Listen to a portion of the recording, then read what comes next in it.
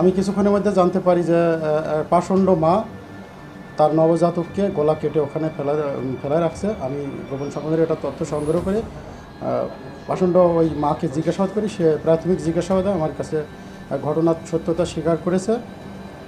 হত্যা করছে এই জন্যই যে তার এটা যাতে চিহ্ন না থাকে আগেকার স্বামীর যে সন্তান, এই স্বামী তো মানবে না, এই কারণে করছে।